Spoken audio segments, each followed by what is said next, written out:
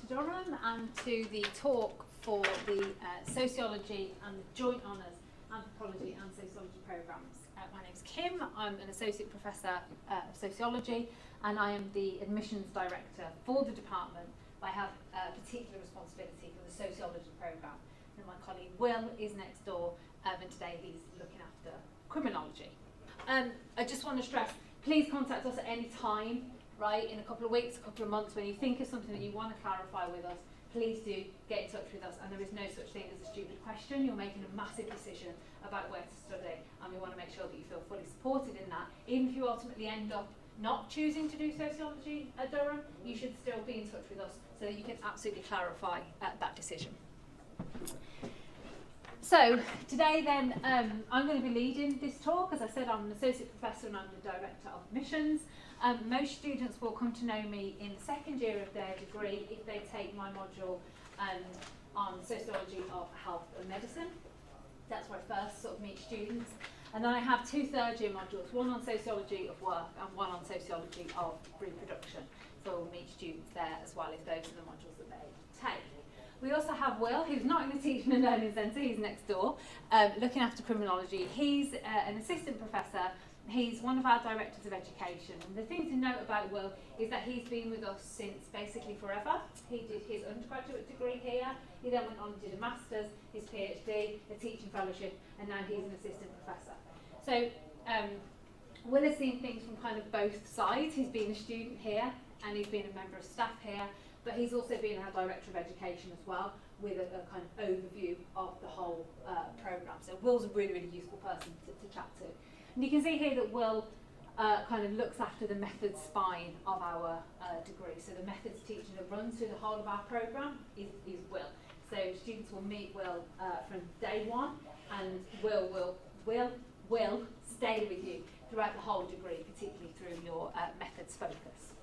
We also have Judy, who, as I said, is kind of walking around with boxes. She's the person who kind of brings the pens and the pieces of paper and makes sure that everybody's kind of in the right place where they should be. Okay, like these folks who are not in the place where they should be, right?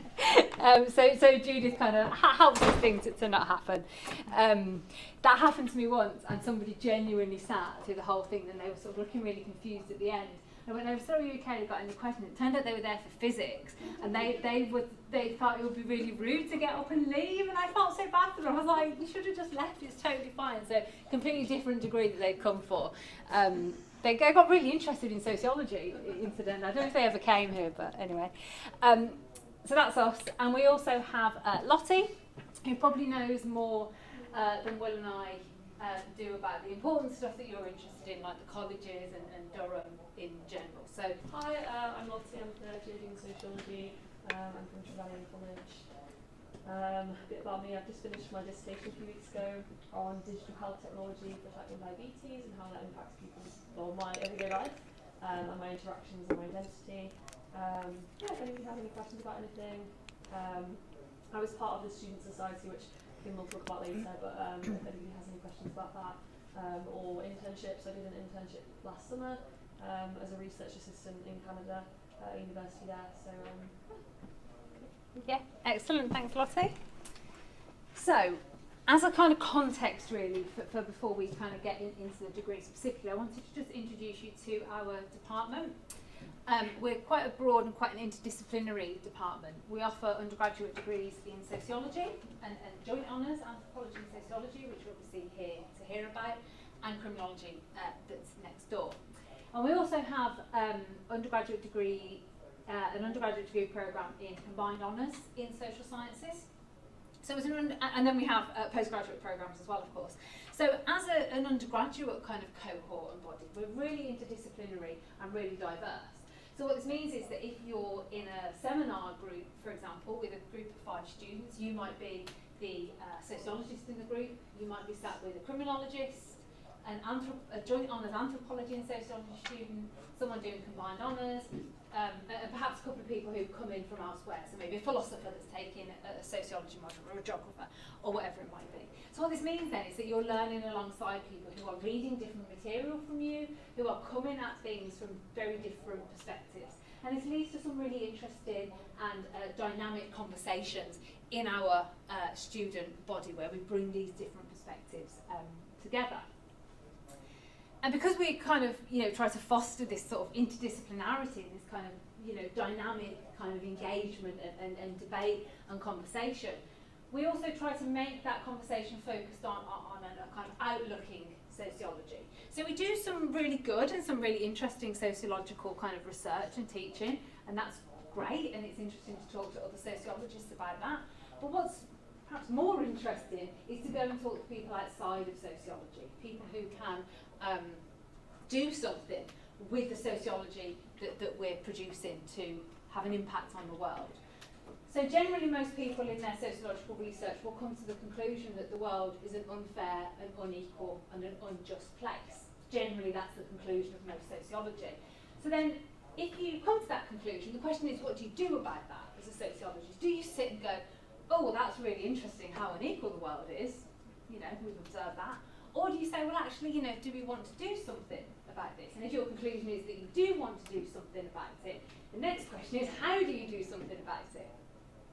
Other sociologists don't have the power to do something about it. People who do have the power are policymakers, are NGOs, are charities, are public sector organisations, private sector organisations. So we're trying to be outward looking and to engage with these organisations and with these people to try to make the world a little bit less of an unfair and unequal and an unjust place. So given this then, given that we are interdisciplinary, we're broad and we're outward looking, we want students who are engaged, who are critical, who are ready to debate, and who are knowledgeable about the world around us. We want students who are coming in with that kind of oomph and that zest and that thirst to learn with us and to kind of develop new knowledge and do something with that.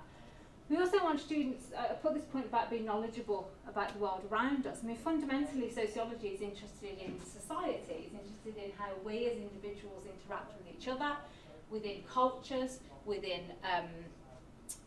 sort of nation states, within families, within particular cultural groups, religious groups, whatever it might be. That's kind of what we're interested in. And we want students to be observing that and to be noticing, but to also be thinking, well, why is it like that? Why are these people doing that and living over here in this way, and we have this opinion about them and these policies exist? We want that kind of curiosity, I guess.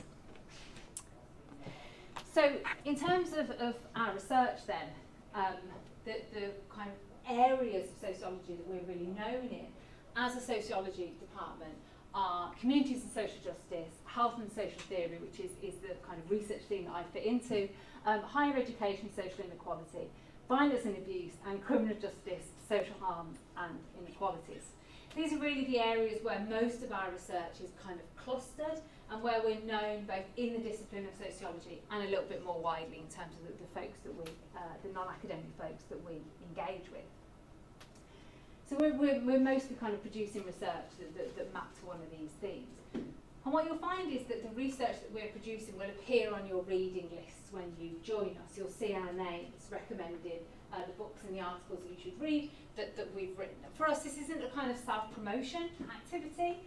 For us, this is about creating a kind of collaborative learning environment where we really try to treat our students as collaborators, right, and as fellow sociologists. I'm not better at sociology than a first year sociology student. I've just been doing it longer, right? So what we want to do then is to create this environment where we can have these collaborative conversations and we can co-produce knowledge along with our students, where we can use the benefit of our experience to help students to develop into rounded sociologists. And the way that we do that is by making ourselves quite vulnerable and putting our research out there for our students. In the same way that I might send Will one of my papers and say, I've written this, what do you think of this? That's what we do with our students. We want to use our work as a starting point for the sociology that we do and the kind of knowledge that we develop and the conversations that we have with our students. So we want our students to tell us that they don't agree, right, or that their experience doesn't kind of chime with what we've written, or they would interpret things slightly differently. Like, we want those conversations because we want to have those conversations with our students as sociologists, as budding young, very early career sociologists. And as I've just said, we also use our research to try to make a difference in the world. So that's the kind of context, really. That's the sort of wider department into which you will be coming to do a sociology degree at Durham. So if we drill down a little bit now and think about the degree specifically, it's a 3-year course, which is the same as you know, sociology degrees at other universities. There is the opportunity to make it a 4-year course by doing what we call a placement year. So you would do year 1 and 2 at university. Then you would do a placement year. Then you would come back and do year 3. Most students, though, it's a straight, you know, year 1, 2, and 3. And these 3 years are structured around theory, methods, and research-led substantive content. Across these 3 years, you'll have the opportunity to discuss and debate and to create and to critique. Most of your degree, ironically, won't look like this, which is somebody kind of standing at the front of the room and just telling you stuff. Most of your degree will be much more dynamic and much more conversational, and you talking to each other and kind of bringing your lecturers in at particular points, rather than, you know, just kind of standing at the front and just telling you, here's what you need to know. Sociology is much more about creating and cultivating your own perspective on the world and on particular social issues. So in year 1, there are a number of compulsory modules which cover theory and methods. This is pretty common for sociology degrees. If you're doing a joint honours anthropology and sociology, you will do methods modules, a methods module in sociology or anthropology, and then a social theory module in sociology or anthropology, and then you will also do a biological anthropology module as well. So slightly different if you're doing joint honours. All students across both programmes will then do what we call our critical scholarship module. And broadly speaking, critical scholarship is a kind of academic skills module. So what we know is that students come to our degrees from different points of experience and different academic backgrounds. And what we want to do is make sure that everybody reaches the same standard. Everybody's got the same skills and the same kind of equipment to go into 2nd and 3rd year. So we spend the first year in critical scholarship making sure that everybody has the opportunity to develop the same skills that they will then need for their honours years. So for example, you might come having done loads of presentations and feeling really confident doing presentations because you've done them all throughout school. Or you might never have done public speaking before. It's not fair for us to then immediately say, okay, you need to start doing presentations now. So what we do is in the first year, we use that as an opportunity to make sure that everybody feels comfortable and confident and can develop that same set of skills. So that then when you go into 2nd year, everybody's kind of at the same level. The other thing about critical scholarship is that we look to develop your skills in kind of academic communication beyond just exams and essays. I'll come on and talk about this in a little while, but most of your assessments will be quite diverse types of communication, sociological communication. We're not training you to just do and pass exams, right? That's not the business that we're in. What we want to do is make you fully rounded sociologists. I like to think I'm a fully rounded sociologist. I don't do exams and I don't write essays. I haven't done that since I was at university about 100 years ago. What I do is I make posters, I do presentations like this, I write book chapters, I write reports, I write policy briefings, I talk on the radio, I go into schools, I make sociology digestible to like tiny kids.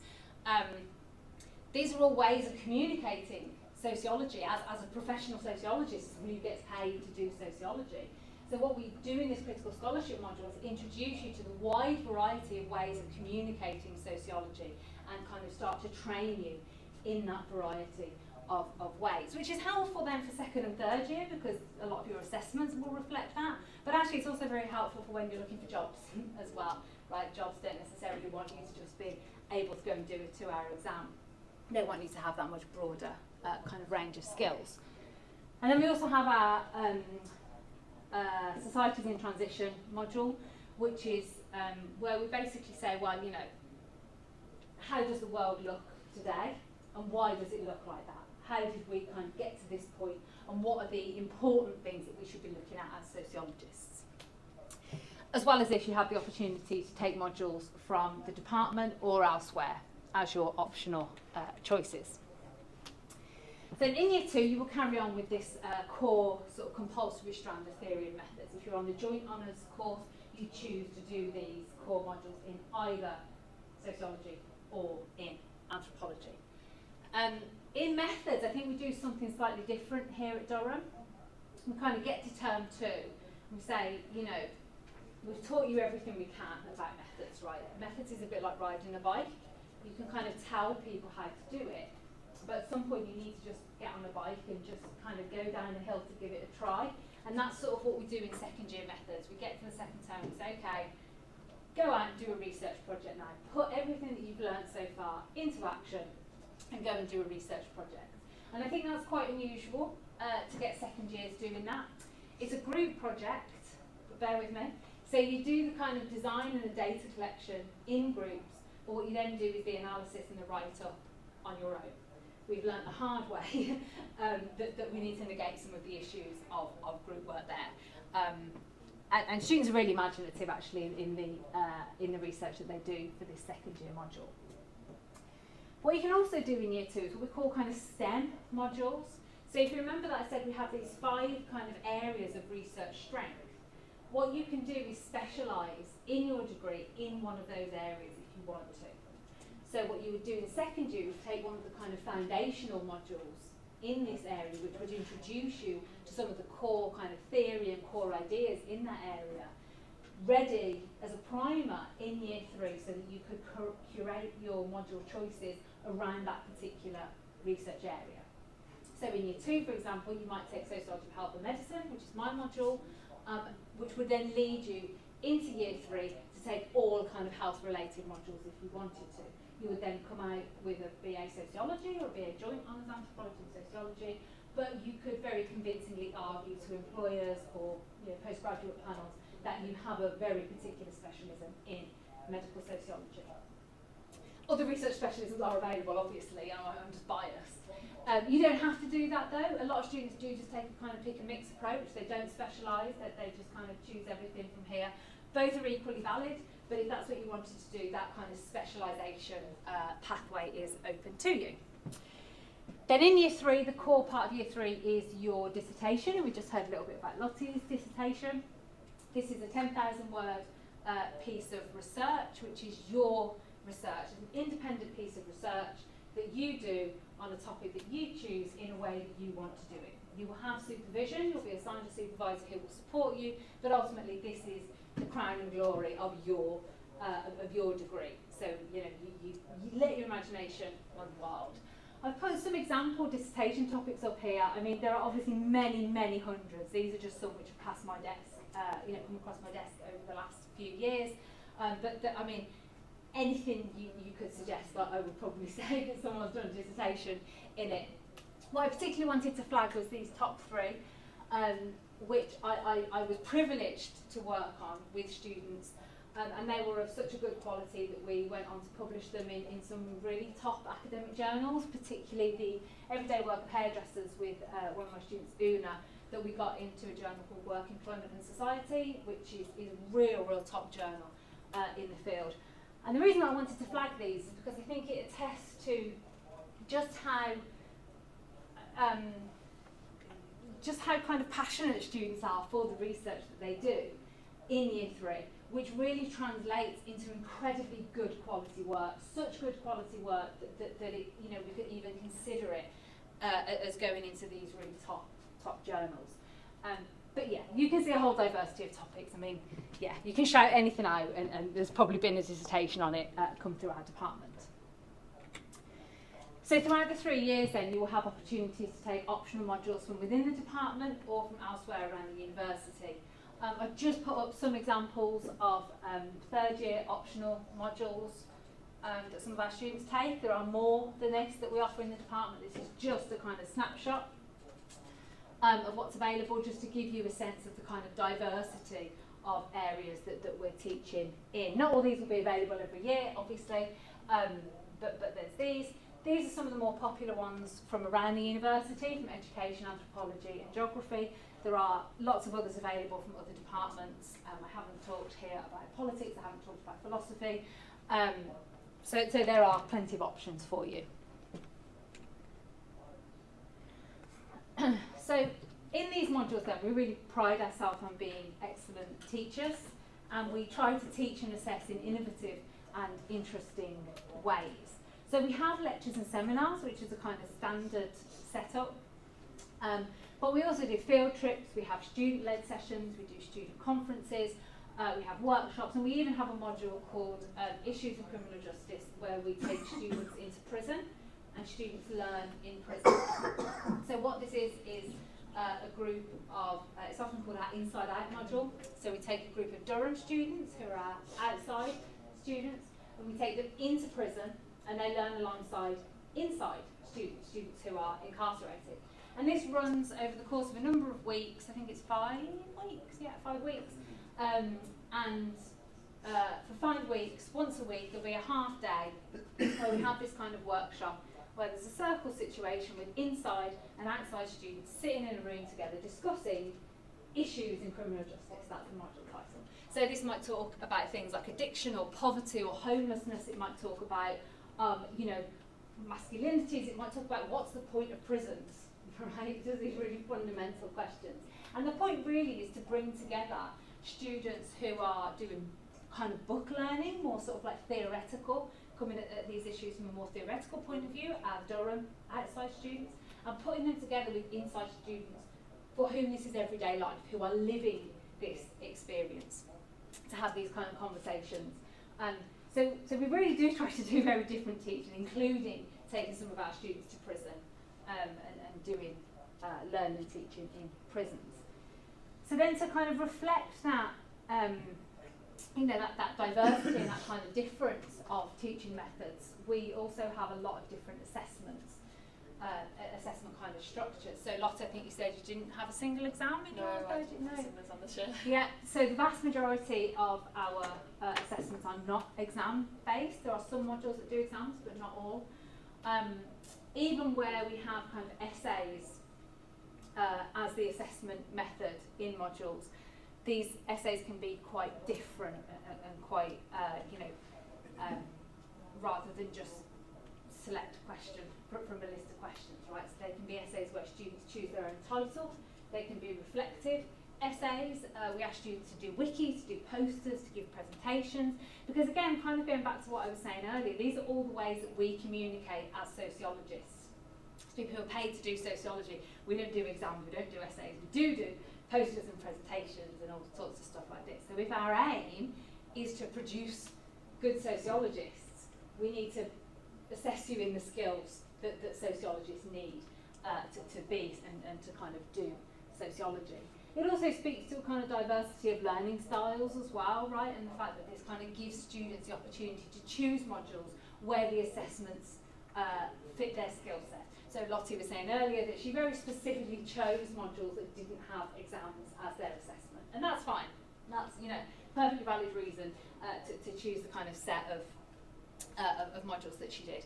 So it gives students the opportunity to shine through the particular skills that they have.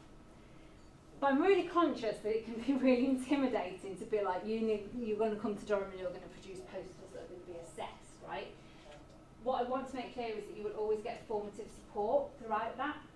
So you will have the opportunities to submit kind of practice papers to us, to do shorter presentations, to do kind of plans and things like that you can get feedback on.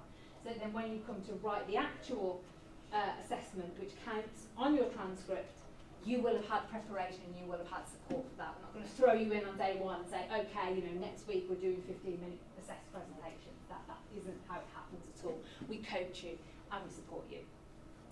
In year one, you'll have about 9 to 10 hours contact time per week. The rest of the time you will be spent reading, researching, formulating your own ideas, preparing for these 9 to 10 contact hours. And I would say that's pretty typical of what you would get from a sociology degree.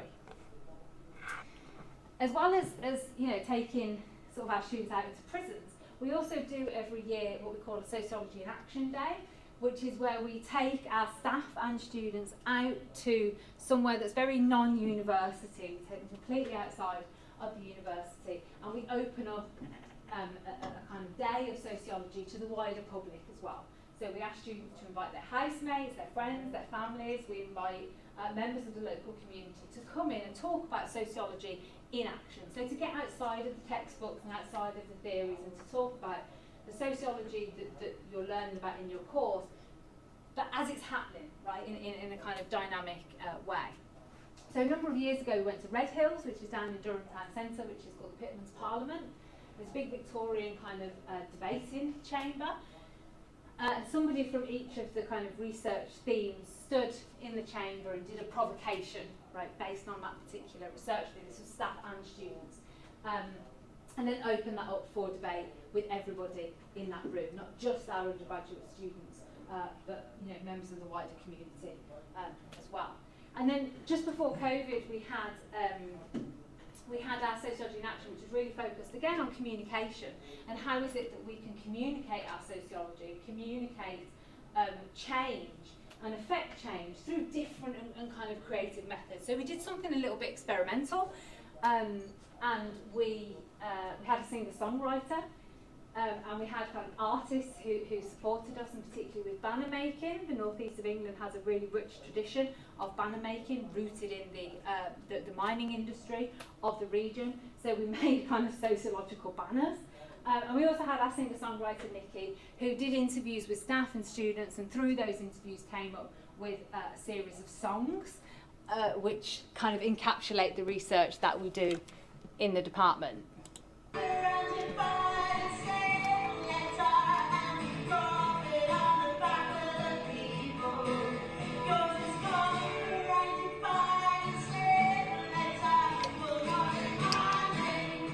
So we had this kind of like sing-along day, which was really great. You can sort of hear a few people in the background kind of getting into it. I think everyone's a little bit shy for that.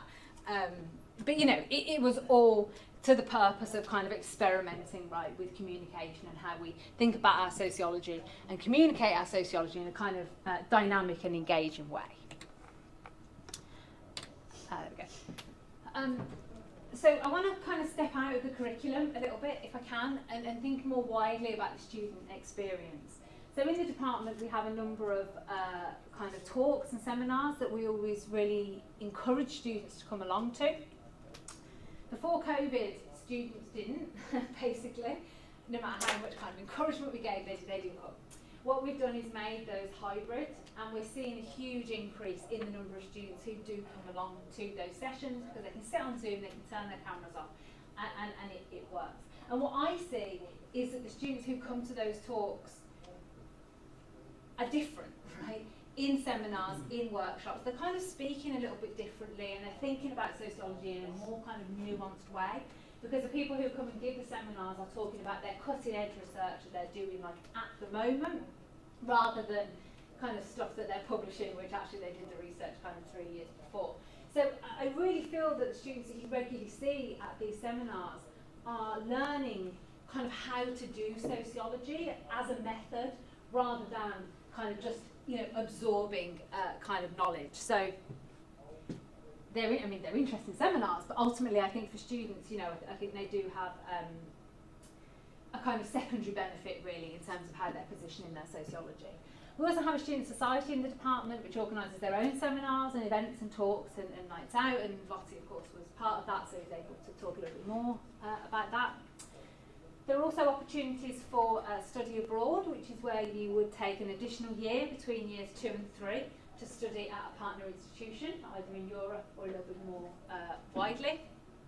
The study abroad people have a stall in the Teaching and Learning Centre, so I would go and speak to them if that's something that you're interested in.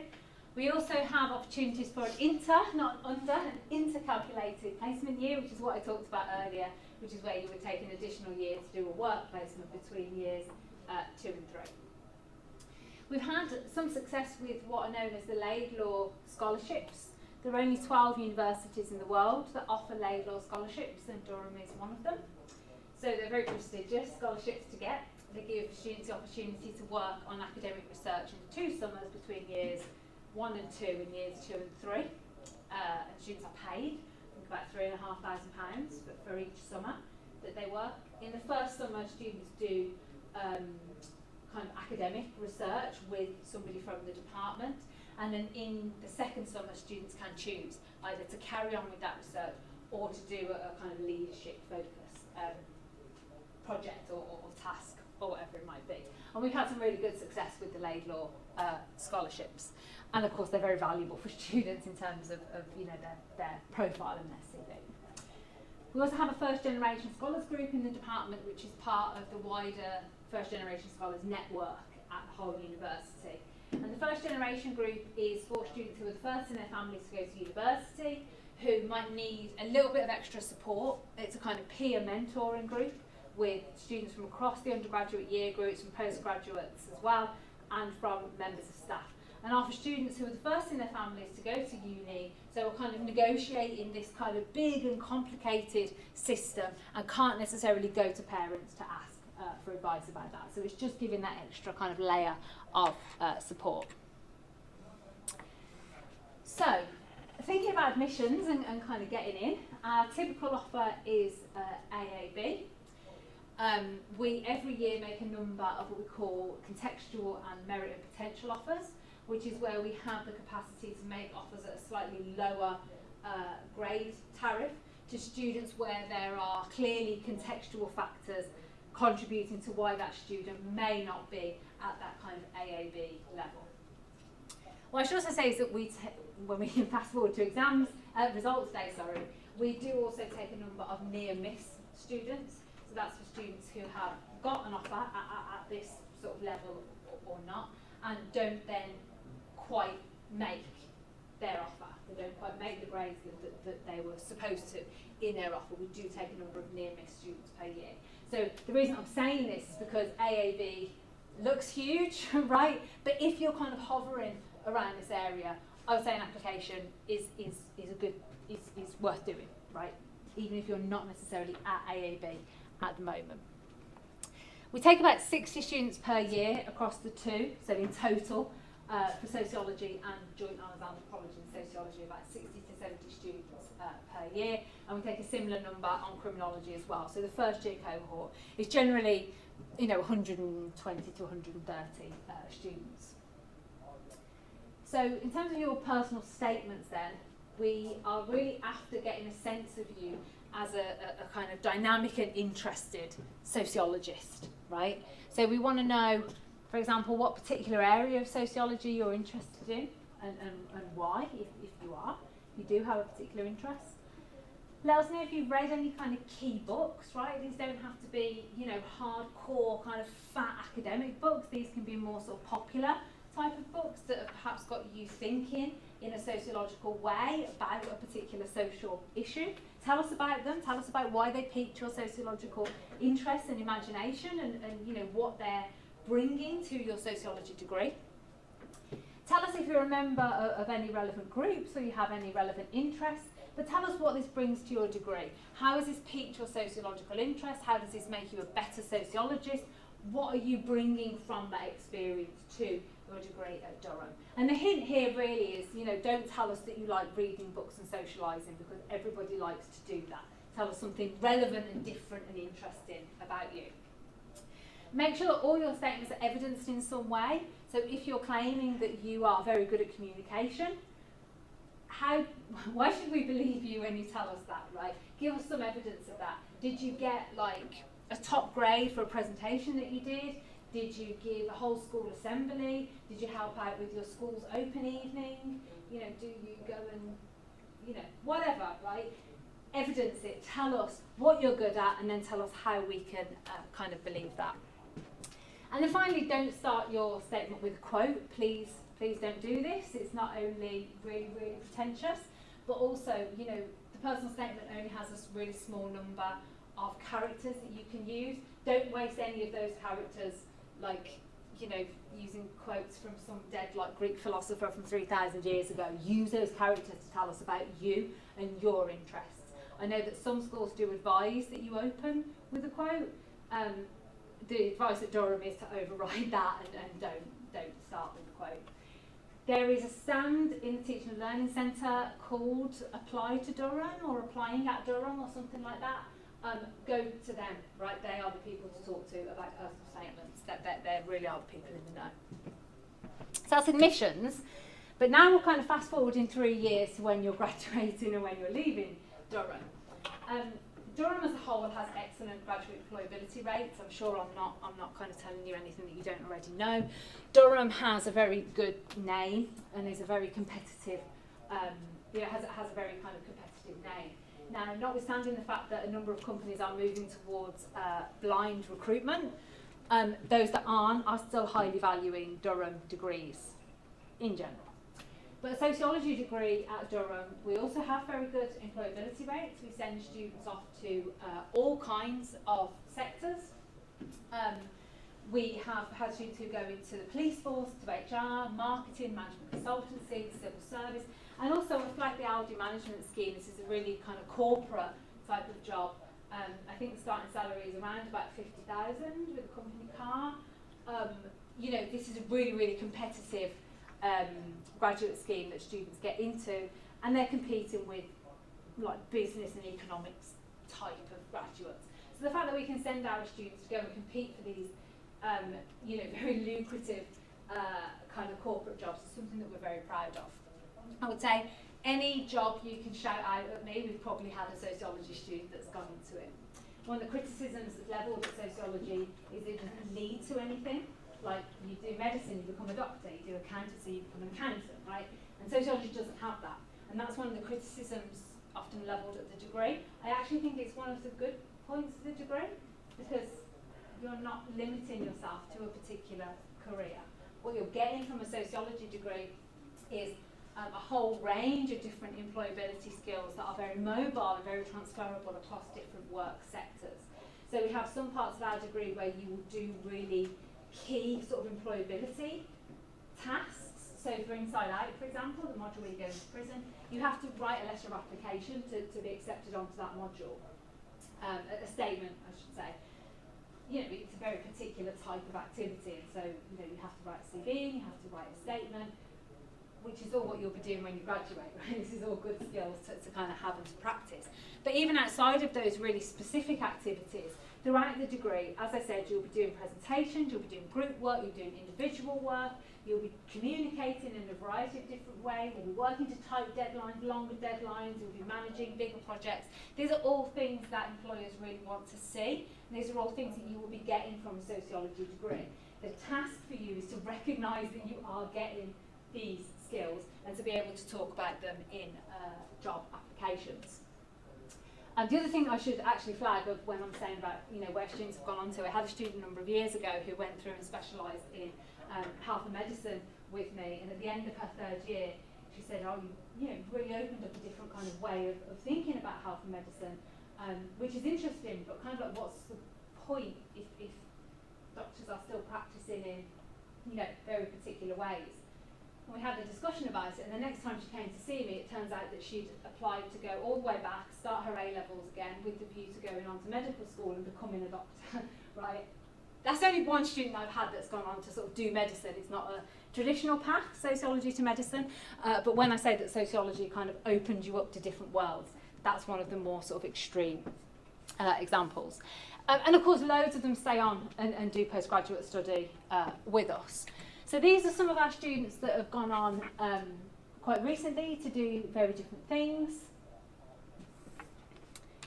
And then this is the kind of story of our kind of longer term history. We are coming up to 60 years old as a department. So over the years, I mean, there'll be some people that you might know here, we have sent students off to all kinds of different sectors across the world, and particularly the students from our early days have gone on to make really, really big differences in the world. I won't sort of talk through all of these, but I did just want to flag up Elliot, who was one of our inside students. So he was incarcerated when he learned with us, and using the kind of creative methods that we use to do sociology, to think sociologically, really inspired Elliot, and he then went on to do filmmaking and kind of script writing as a way of communicating his own kind of journey and his own experiences into and then ultimately out of criminality. So yeah, so we have lots of stories, but I do particularly just want to flag up Elliot's. So I always get asked, you know, what can I do to kind of prepare for a sociology degree? And the short answer is, we're not expecting you to prepare anything. There's no expectation that you will have read anything before you arrive at Durham in, like a year and 3 months' time. But I know that people are eager, so if you did want to start reading, we recommend this book, Discovering Sociology. Mark McCormack, myself and Matt David are or were all Durham sociologists. So what ended up happening when we wrote this book is that it kind of became a textbook for year one of our degree. That wasn't intentional, it just kind of happened that way. The book was really designed to give students a kind of support up to do sociology at university. So if you've never done sociology before, you will find that this book kind of brings you in at the university level. And if you have done sociology before, what you will find is that the book just kind of moves you on a little bit and thinks about sociology in a different way. So rather than just a list of theorists to kind of remember and reproduce, we're thinking about sociology as a method in itself and thinking about you developing your own, what we call sociological imagination. And that's what this is designed to kind of help you to do. There's absolutely no expectation that you will buy and or read this book at all, but this is kind of what we recommend if you did want to get into sociology. What you should also be doing is following the news and politics and society and just know about kind of what's going on in the world. But we really recommend that you try to kind of get out of your echo chambers, right? We know that the social media algorithm works in such a way that it takes us down an opinion road and it sticks us onto this opinion road. That is not good sociology at all. It's terrible sociology. It's called social media, and there's nothing social in the way that we would understand the social about it, right? It's really bad sociology. What you need to be doing as sociologists is understanding different perspectives, listening to different voices, sometimes what you might find to be uncomfortable voices. People do research with the national, oh God, I want to call it the National Front, but that's really old. What, Britain First. You know, Britain First, the far right kind of racist group, right? Kind of anti-immigrant, yeah. People do research, people go and talk to them and interview them and live with them and do ethnographies with them.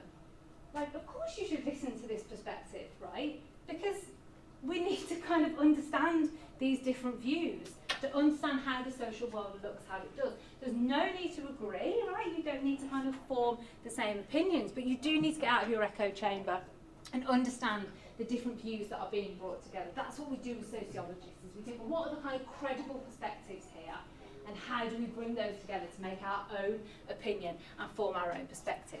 Because there is also a point about credibility there, right? And you know, social media very often isn't credible, but you know, robust academic research kind of is. So I would say know about the social world, but know about all of the ways in which that is constituted and all of the ways in which these different issues are being constructed by different perspectives and by different factions. Because the interest in sociology is at those points where these perspectives bump heads. That's the interest in sociology. Please follow us on social media. We're on Instagram, we're on Twitter. Instagram is the more kind of student-focused perspective, and Twitter is more for our research. We do have a dead kind of Facebook page. I was told there are no young people left on Facebook anymore, so I took an executive decision to stop posting to Facebook because there's no youth there. But you will find our page on there, but it's not being updated. But we're sticking with Instagram for now. And as I said, also please email us. Go away, think about what you've heard, think about what you read in the packs. Talk to some of our ambassadors, and if you have any questions at any point, no matter how kind of stupid you think the questions are, please do contact us. We would so much rather you contacted us and had all of the information available to you than make an incorrect decision. You're making a massive decision about where you're going to study, who you're going to study with, what city you're going to live in. This is going to be your life for 3 years, so make sure that you're fully informed about that. So please do drop us an email. So that was all I wanted to cover. We've got about 15 minutes or so for the end of the session. Lottie and I are just going to kind of hang around. If you have any questions, please do grab us and come and talk to us and ask us questions. If you don't, you're not captive, you're obviously free to go and enjoy the rest of your day. But thank you all for coming, and obviously, you know, I hope to see you maybe at the visit day, the post office visit days in April next year, and then starting with us next